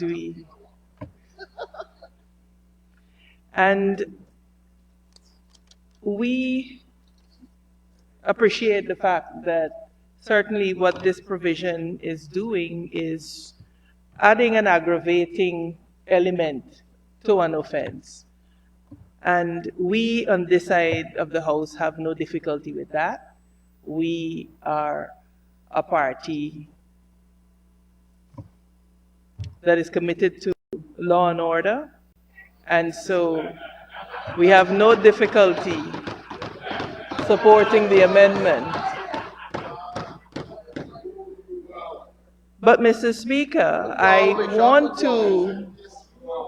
want to raise, as I have the floor, a matter that I'd raised in the form of a question without notice, because we cannot miss... Honorable Member, you need to stick to this bill. I don't know I have before me any question without notice. Mr. Speaker, could we agree that I'll be allowed to maybe at least complete my sentence so that you understand the point that I'm making before you interject? Could we agree? No, we can't agree. Could you agree with me that you will start your comments pertaining to the bill before us? Mr. Speaker, that is what I am doing, sir. We are here addressing the matter of the use of masks that offer an aggravating element to existing offenses. I am proceeding to say, sir, that I raised prior in this House the issue of the wearing of masks by private security forces. That is what I was going to say. I'm talking about masks. I was going to say as well that I had raised it to aid our memory. I had raised it in a question. The preface was the issue of a question without notice that you sent to me. What you're raising is the issue of wearing of masks by private security companies that you raise in the House, right? I heard that during a presentation. You can continue along that line. Thank you, Mr. Speaker. Mr. Speaker, like I said, we support the amendment, but we are also going to make the point that we can't, on one hand, criminalize masked civilians who commit felonies, and on the other hand, turn a blind eye to groups of men with an unclear mandate, seemingly under the guise of legality, also roaming the streets wearing ski masks and balaclavas. That is the point that I am making. Mr. Speaker, I think the entire Guyana saw, and the Honorable Attorney General raised it, that in the incidents of unrest, you saw people who disguised themselves. Let me make sure that I quote him correctly. Wearing a covering to their faces to avoid social recognition. But they are not the only people doing it. And so, Mr. Speaker, I had asked, or I had attempted to ask, whether in the context of the Private Security Services Act, whether the wearing of ski masks, or balaclavas as they call them, had been approved by the approving authority for these security firms that are palavering around our country with big guns, with masks, to do exactly what the Attorney General said here, covering their faces to avoid social recognition. That is the point that I'm trying to get across to us. And Mr. Speaker, this is not a partisan point. This is not a partisan point. The country saw on the West Bank a particular security firm rolling up to a crowd of protesters at Lenora with guns drawn and men hung and slung on the sides of vehicles, wearing masks. So what was their mandate there is the question. What was their mandate there? And I hope that the Minister with responsibility for Home Affairs can answer this question. Because, Mr. Speaker, how are these operations authorized? Who oversees them? And most importantly, who holds them accountable when they breach and violate the rights of Guyanese citizens? These are matters that are of importance to the people of Guyana. And so, Mr. Speaker,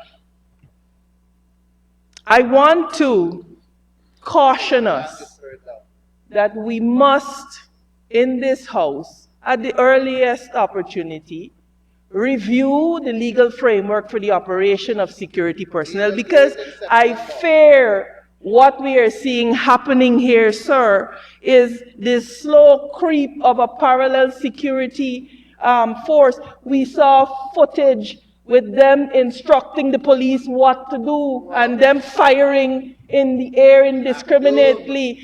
This is footage that is publicly available. This is concerning to the people of Guyana. And so, Mr. Chair, we can't only pass laws that will affect poor people, children. We got to pass laws that hold the rich and those who believe that they're above the law accountable. And these security forces operate in this country with impunity. And we,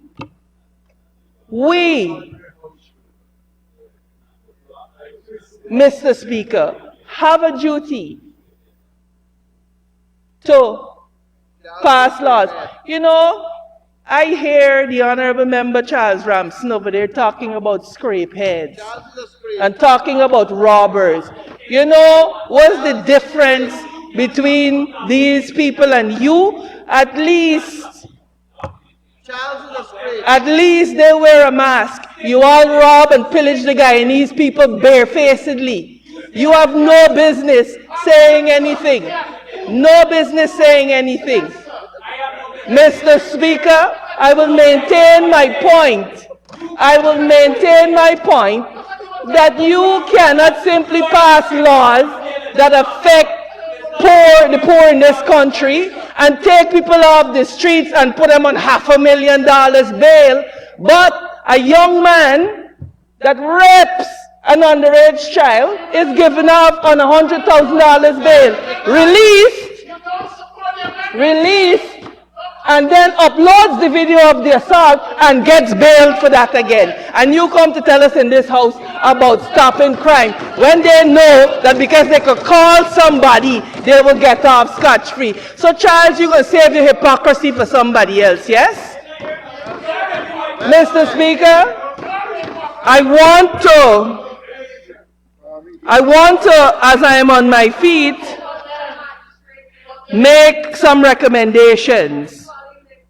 And Mr. Speaker, I want to strongly recommend the revision and the reissuing of regulations to regulate these private security firms. And they must contain, Mr. Speaker, the prohibition of face coverings by private security personnel in public spaces. 2, they must require visible identification for all operatives. And 3, we must establish a public registry and oversight mechanism to investigate complaints and ensure compliance with human rights standards. If we are going to legislate, let us legislate. So, Mr.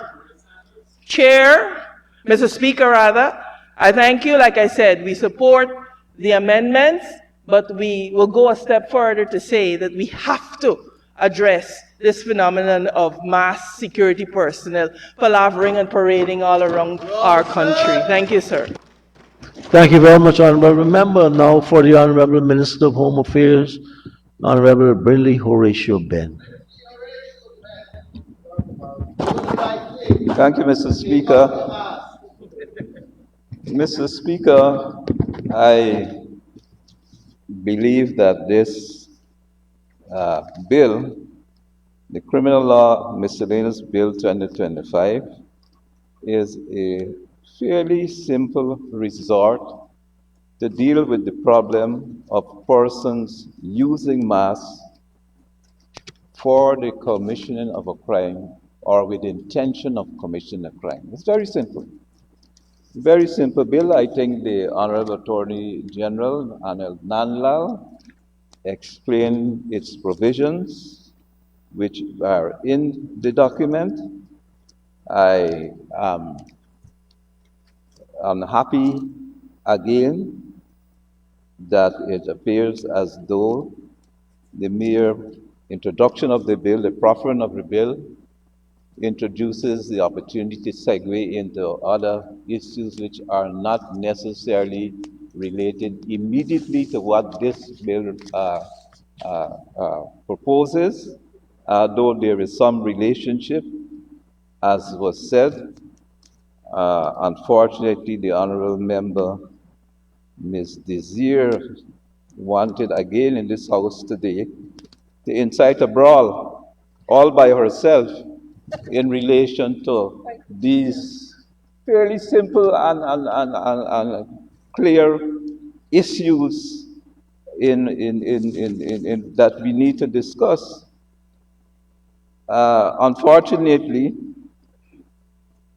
I don't have the gall nor the balls, and when I say balls, I'm speaking in cricket language. In cricket language, I don't bowl the bodyliners, the beamers, the short pitch deliveries and those things that Mr. Mahipal was delivering and delivers easily when he comes to make a presentation on anything, and as he did earlier today, when he was thereafter chastised by the Attorney General in relation to the issues which he purported were true in the Gobellion imitation that he made in this House. But it's fairly simple. We have had this bill. We have had, and we know that many of the recent crimes, the robbery on the arms, the home invasions, the kick up down the door bandits, which are a historical negative experience that we have had in crime activity, politically inspired too, over the years.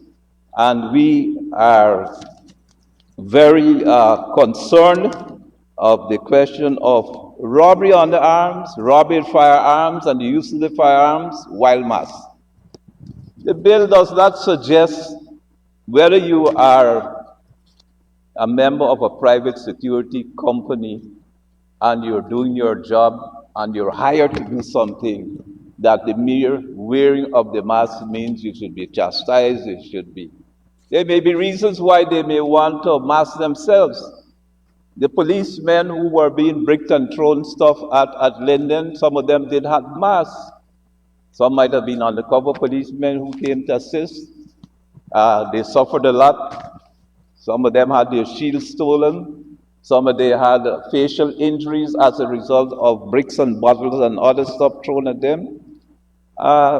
So it is not the mere wearing of a mask, whether it's a ski mask, a hoodie, a balaclava, or whatever you want, or a scarf to hide your face. If you are intent on committing a crime, if you're involved in terroristic activities, blocking up the roads, beating people and so on, and you're using a mask, or a means of hiding your face and the rest of it, that is simply what it means. You are committing a crime, and this bill lays out the resorts in law now for response to this type of activity. And so the segue is unfortunate that the honorable member made. I think the bill speaks for itself. It was presented clearly by the Attorney General, and somehow still, in spite of maligning the issues of the security companies, and she can bring any revisions, any suggestions, any bill that she comes. If she's here on the next occasion, you can bring anything, or she could get somebody to bring something. That's good if she makes it. That's good. We will see. We will be here and now support the bill. I hope that they clearly support the bill on the other side, those who may speak after me without any reservation. And I, too, myself, sir, support this bill without any reservation. Thank you very much. Thank you very much, Honorable Minister. Honorable Member, Mr. Dattedy. Gobels.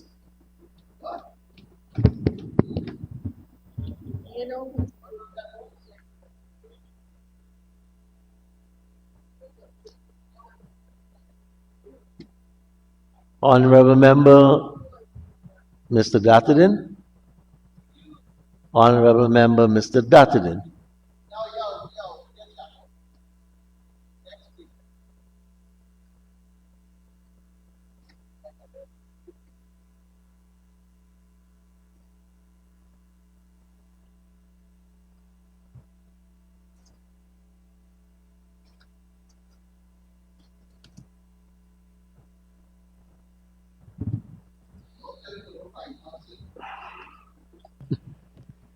You would do well to learn about the 5 months. Mr. Speaker, our Constitution provides that every government is entitled to make laws for the peace, order, and good governance of the country.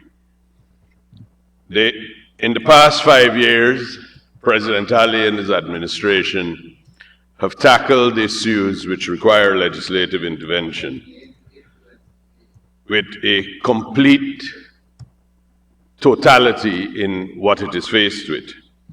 It was a remarkable agenda dealing with a variety of issues. Mr. Speaker, on some occasions, we need to introduce laws that are required to provide a legislative framework for actions and activities which we wish to introduce. One such example would be the Local Content Act. On other occasions, existing legislation which was ineffective and needs to be made effective was corrected to make them transparent and workable. One such example is the National Resource Fund, the Natural Resource Fund. Mr. Speaker, the legislative agenda over the past 5 years have covered everything and every area of governance. Natural resources and energy, the Natural Resources Fund, the Local Content Act, the updating and replacing of the Petroleum Exploration Act with the Petroleum Activities Act. Digital governance has been introduced with data protection, the Open Data Act, Data Protection Act, and the Digital Identity Card Act. Criminal justice reform has been addressed with the Criminal Justice Procedure Act, which deals with plea bargainings, the Criminal Justice Procedure Act 2024, which deals with paper committals, and of course the Fugitive Offenders Amendment Act. Constitutional Reform Commission Act, Constitutional Reform and Defense Act have all been part of what has been introduced. Environmental and social legislation have been covered with tax incentives for electric vehicles, and of course we've had the acquisition of land for public purposes so that our development can continue. But there are occasions, Mr. Speaker, when all that is required and all that is needed is to introduce small changes to existing legislation to meet the needs of society. Mr. Speaker, this is one such amendment. It deals with wearing a mask during the commission of a crime. Now, Mr. Speaker, there are various theories about this, and much has been written jurisprudentially across the Commonwealth about it. One theory is the world became a different place with COVID-19, and the wearing of masks became commonplace. It was no longer frowned upon by citizens when persons wore masks.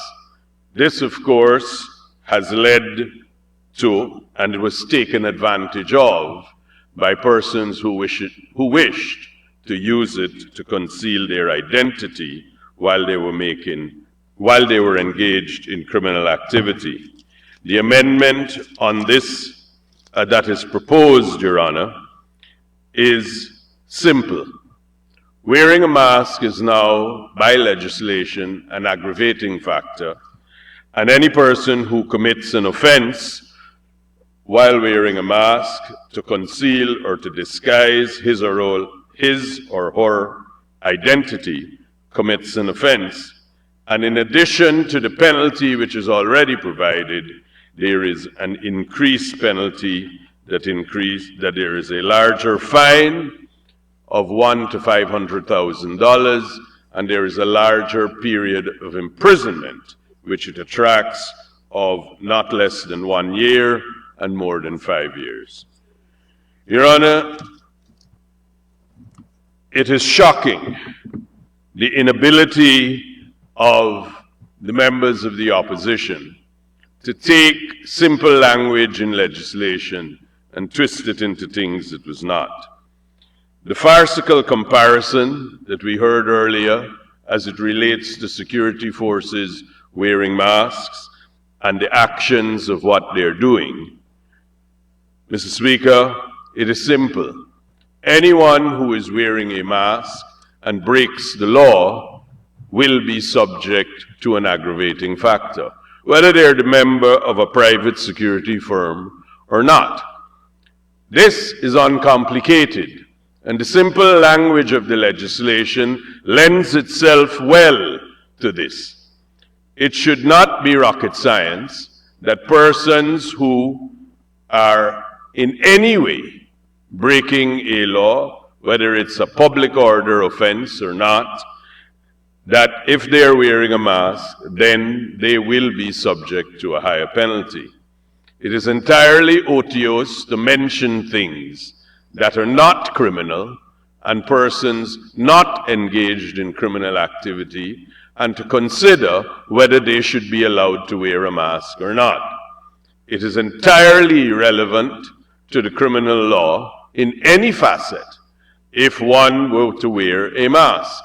It is only if the engagement is such that it offends the Criminal Law Act, or criminal activities that wearing a mask becomes a problem. With those few words, Mr. Speaker, I fully support Bill number 8 of 2025, Criminal Law Miscellaneous Bill 2025. Thank you. Thank you very much, Honorable Member. Mr. Datadin. Honorable Member, Mr. Ranjithan.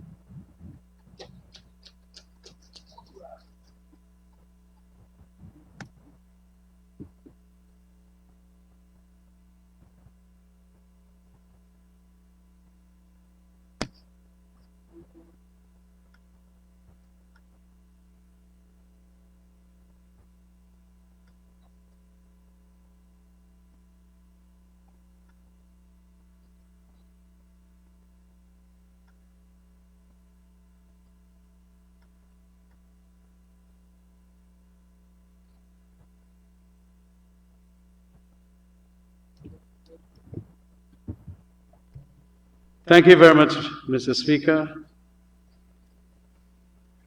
Mr. Speaker, it is with wholehearted support that I make my short address on a matter that, quite frankly, must be supported. It's hard not to support a bill of this nature, especially in the context of egregiously high levels of crime where the identities of aggressors are being hidden through the use of masks and other methods to disguise their identity. And to the extent then that that is what this is directed to, and being a student of the criminal, aggravating circumstances ought to, in a legislature of this nature, ought to be made punishable rather by the creation of, either by the creation of offenses or the increasing of penalties for those. And that is what I see as the basis for the Attorney General bringing this bill. Like in the development of the common law, its criminal side, aggravating circumstances has always been provided for, especially through penalties. The nature of the offense of burglary, break in and enter a house daytime, is a little different than nighttime. And that is why burglary, in a sense, was made with higher penalties, because of the fact that coming into a person's house in the night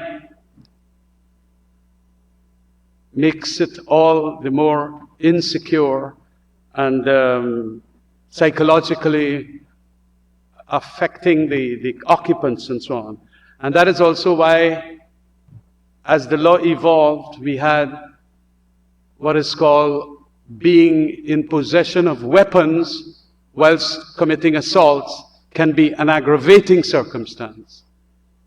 Similarly here, because of the nature of the situation evolving and people wanting to hide their identity in broad daylight by these disguises, balaclavas and masks, indeed, it should be supported. But I want to make a point, Mr. Speaker, and that is an extraordinarily legitimate critique was made by my sister Amansa Wanton-Desir. Because when we were to take the origins of why this bill came now, it is largely to do with the riotous conduct of people recently, obviously. And in the context of those riotous conduct and people hiding their identity, were also, as she mentioned, people who are coming from security forces, not necessarily the public forces, although there might very well be some of them like that there, but the private security services members who are also with masks. And I've seen that during the course of the social media that I watch and so on in the recent spats that we had. And it is a compelling point that she addressed, to the extent that why not go a little further and at least seek some prohibition from members of security force, private security force. But what we had rather was something saying that it is totally out of order. It is not out of order. It is a valid point.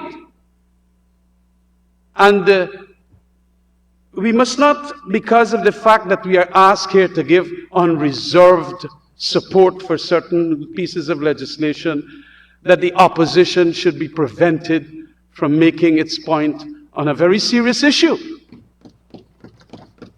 Why is it that private security forces got to wear masks, and with some big heavy AK-47s and so on? How do we identify them? Sometimes they don't even wear the uniform of those private security firms. And so it is important that for the transparency of it all, we simply do not come here to support a half measure when the full measure could be that, yes, it would have been important to also make a prohibition in relation to that.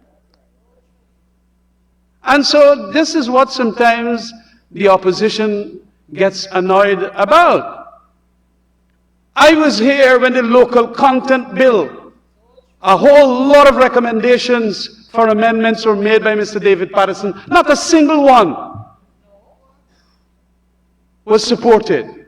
And we had speeches here that we do not support what the government brings. Well, let me tell the Attorney General, honorable member as he is, that almost every single amendment in relation to those electoral laws we supported.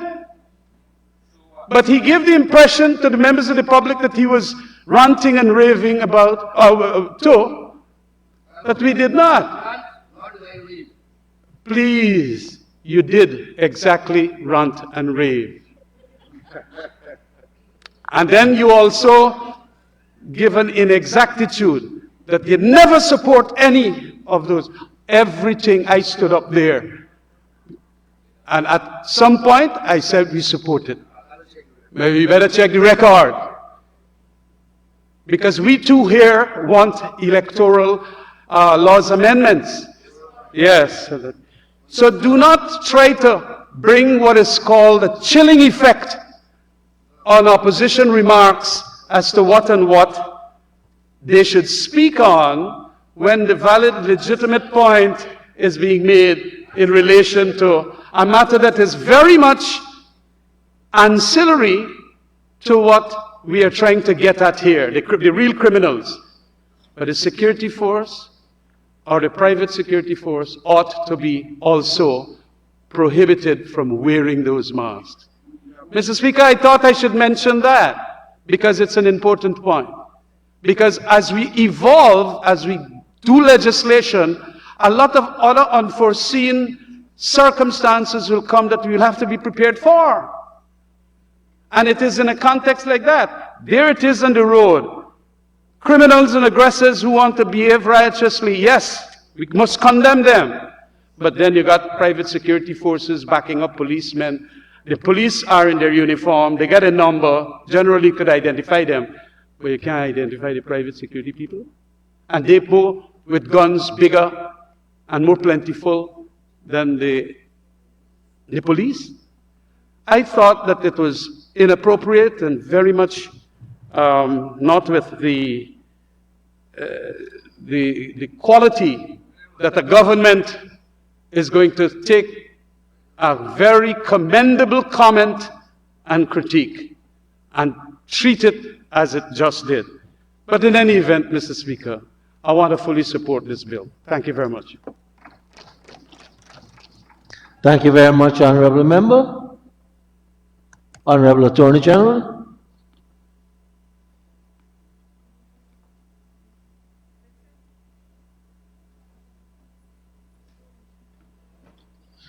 Sir, you were called not on the telephone, but in the house.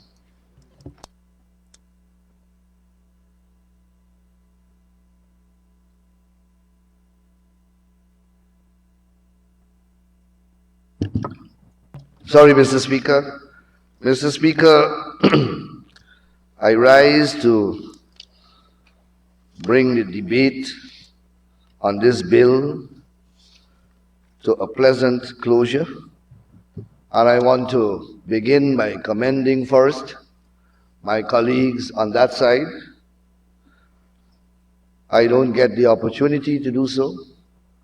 Very wide and far, a moment of great rarity that I want to commend them for having the vision to see the benefits and the crucial importance of these amendments.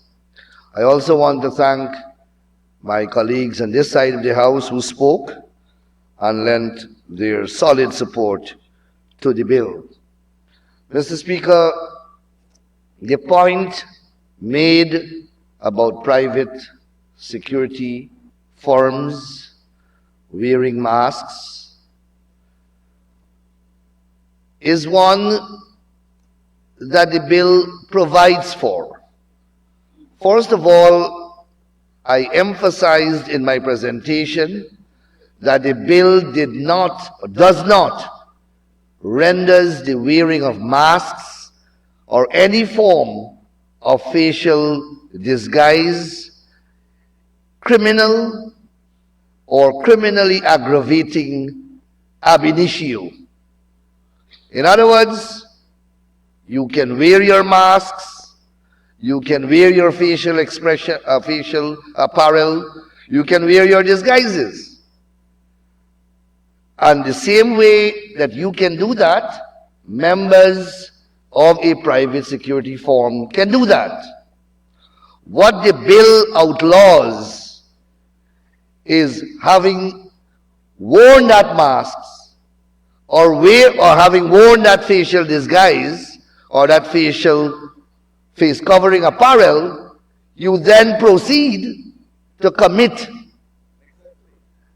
a criminal offense of the type contemplated by the legislation. Then you commit an offense. Applying that principle to the facts of a private security firm, if any of those members wear a mask or a facial covering, nothing is wrong with it. Just as if I do it, just as if the Honorable Member Ramjatan does it. However, if I or the Honorable Member Ramjatan proceeds to commit one of the identified offenses while wearing that mask, the provision kicks in. Similarly, if one member of the private security firm, while wearing the mask, commits one of those offenses, the law kicks in. So it is very, very clear. And therefore, the contention advanced is one that is misplaced. It is misplaced. So, Mr. Ramjatan, I have to part company with you. Your learned colleague on that side completely misread the bill and spoke of an irrelevance. An irrelevance, because you could have included any category of persons. You could have said members of the fishing folk community. You could have said members of the vendors committee if they wear a mask and raise the same concern. It is not the wearing of the mask. It's wearing of the mask to commit the offense. That is the wrong that is being prohibited and punished here. So we are legislators, Mr. Speaker, and therefore we have to speak with precision. We have to speak succinctly, and we have to speak to the mischief that the law tries to suppress, and not misinterpret it to cater for a situation that it doesn't contemplate and proffer that as a criticism that is somehow valid. It is not. So I want to reject my colleague's contention out of hand. It is not well placed, it is not well positioned, and it is not what the bill deals with. And the bill if any member of any security force misuse their powers, well, then the law will apply to them. And that's the whole purpose of the amendment. It will apply to them. It will apply to them. There's no caveat. There is no restriction of liability or culpability in relation to them. So the bill addresses your concerns. The bill addresses your concerns. So, Mr. Speaker, I take great pride in concluding this debate on the ground, on the high note, that the amendments that we are debating have received the unanimous support of the House, and I ask, Mr. Speaker, that we move to the second reading of the bill. Thank you very much. Thank you, AG. Honorable members, the question is that the Criminal Law Miscellaneous Bill 2025, Bill number 8 of 2025, be read a second time. Those in favor say aye. Those against say no. Ayes have it. Let the bill be read a second time. Criminal Law Miscellaneous Bill 2025, Bill number 8 of 2025. Honorable members, we will now resolve ourselves into committee to consider the clauses of the bill. Members, we are in committee. The bill has two clauses and a schedule, and I propose the question that clauses 1 and 2 and the schedule now form part of the bill. Those in favor say aye. Those against say no. The ayes have it. The clauses and the schedule now form part of the bill. I now put the question that the bill be reported to committee. Those in favor say aye. Sorry, to the House. Those in favor say aye. Those against say no. Ayes have it. Let the House resume. Honorable Attorney General. Mr. Speaker, I rise to report that the Criminal Law Miscellaneous Bill 2025, Bill number 8 of 2025, was considered in committee clause by clause and was passed without amendments. I move that the bill be now read the third time and passed as printed. Honorable members, the question is that the Criminal Law Miscellaneous Bill 2025, Bill number 8 of 2025, be read the third time and pass as printed. Those in favor say aye. Those against say no. Ayes have it. Let the bill be read a third time. Criminal Law Miscellaneous Bill 2025, Bill number 8 of 2025. Honorable members, I saw there was some understanding between the two whips. We have 4 more bills to proceed with. Let's take a half an hour break and return.